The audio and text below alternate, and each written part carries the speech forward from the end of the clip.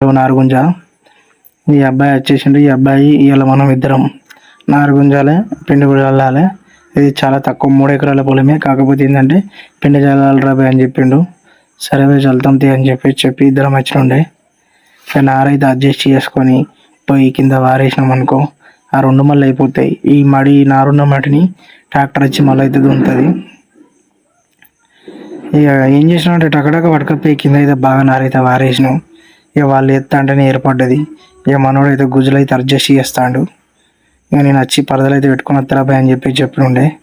అయితే వేయంగా ఎత్తాం కానీ తీయంగానే ఇబ్బంది అనిపిస్తుంది. ఇక టకటక పరదలు అయిపోవాలని చెప్పేసి టాటా వారెత్తాం కానీ ఇట్లా ఎక్కువైతే అని చెప్పిన వాళ్ళు ఇక మళ్ళీ పోయి అవి అక్కడికి వెళ్ళి తీసుకువచ్చి మళ్ళీ ఇటు సైడ్కి వేసుకోవాలి.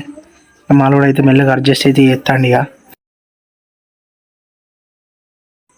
ఇక ఆల్మోస్ట్ ఆ మడి కూడా సగానికి అయిపోవడానికి అయితే వచ్చింది.